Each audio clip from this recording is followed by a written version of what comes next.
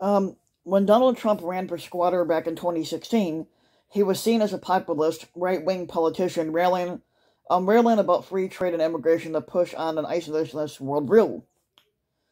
Now, with all of this, it was out of step with what we knew as the modern conservative movement up until that point. Now, sure, there had been a rump group of paleo conservatives like Pat Buchanan who had staged a coup or staged a couple of fringe presidential campaigns in prior decades before. The independent candidacy of millionaire Ross Perot had raised some of the same issues and appealed to many of the same voter concerns, but it was Trump whose TV celebrity and flamboyant personality managed to take those ideas straight into the mainstream of the Republican Party. Now, Trump's populism was and is extremely shallow. However, his tariff policy was based upon some crude anti-foreigner impressions he had from the 1980s when he saw the Japanese cars coming up the dock in Long Beach Harbor. He never understood that it was actually the same consumer who paid the tariffs with which he thought he was punishing the foreign manufacturers. By contrast, his anti-immigrant screeds rarely touched on economics, which had always been the excuse that the Republicans had raised to excuse their xenophobia. No, Trump instead said from the beginning that the problem was that immigrants were either all criminals rampaging through the United States or terrorists bent on killing as many Americans as possible. He didn't even try to couch his hate with the with the usual stealing our jobs rhetoric.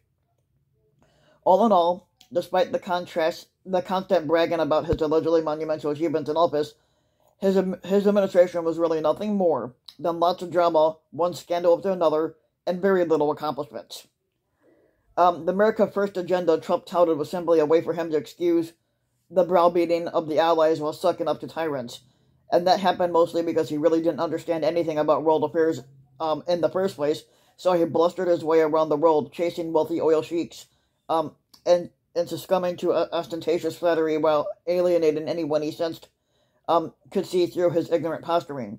Now, in the end, Trump basically accomplished nothing really at all, and simply reaped the rewards of an economic recovery long in the making that he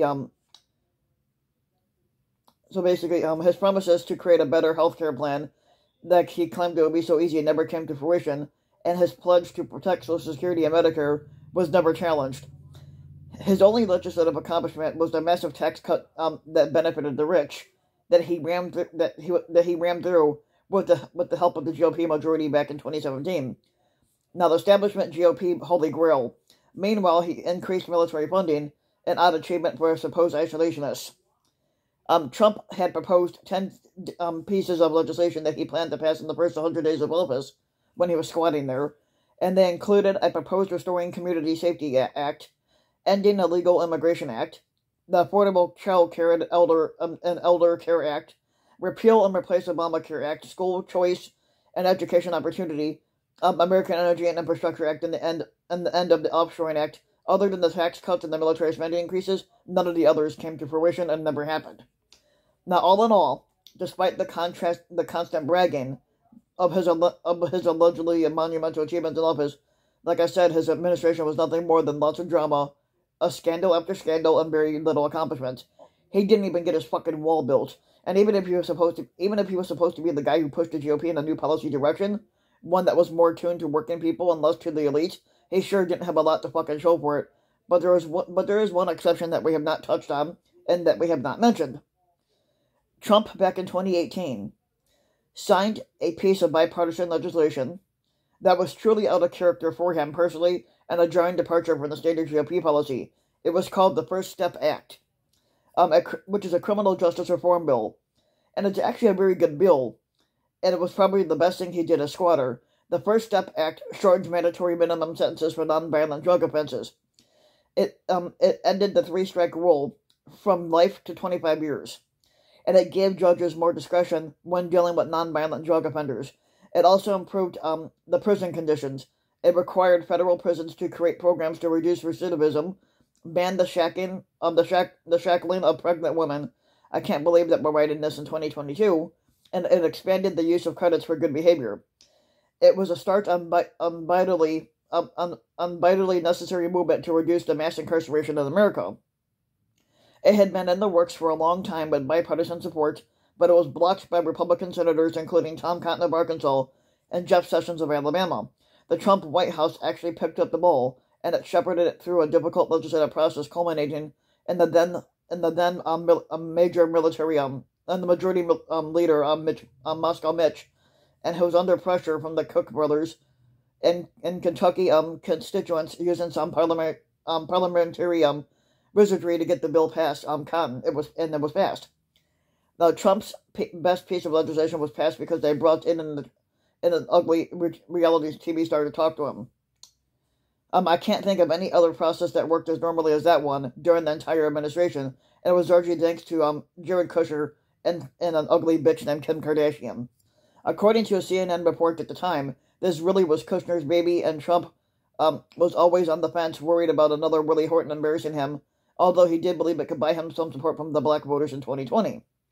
The ugly-ass Kim Kardashian convinced him that he would be remembered for pardoning Alice Marie Johnson, a 63-year-old woman who had been serving a life sentence for money laundering and a non-violent drug offense, and Trump relented, agreeing to sign that bill.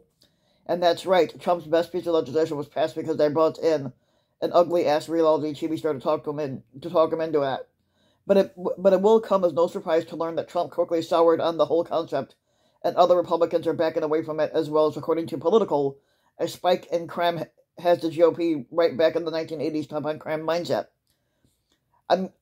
Now on Capitol Hill, Republicans made stiffer criminal sentencing a main focus during the Supreme Court confirmation hearings for Judge Ketanji Brown Jackson. Discussions of raising crime are a daily focus on foe, and out on the campaign trail, GOP candidates are running ads demonizing Democrats for not doing enough to support police. Now Trump was leading this charge, but then he has a history. But then he has a history, doesn't he? The man who wrote the grotesque statement, signing the First Step Act 30 years ago, later was one of the few astonishing and the good way moments of his otherwise misbegotten squattancy. So naturally, he and his party are repudiating it. Incarcerating black people is just too fundamental to right-wing ideology, and they can't give it up. So if you like the video, you can give the video a like and subscribe to my channel, RBW King. You can hit the notification bell so that you'll be notified when a new video comes out. And if you want to support my work even further, you could donate to my Patreon link, and which you can find in the About section of my YouTube channel. And for just a little as a few bucks a month, you could donate to the channel, and it can help go a long way. And thanks for listening.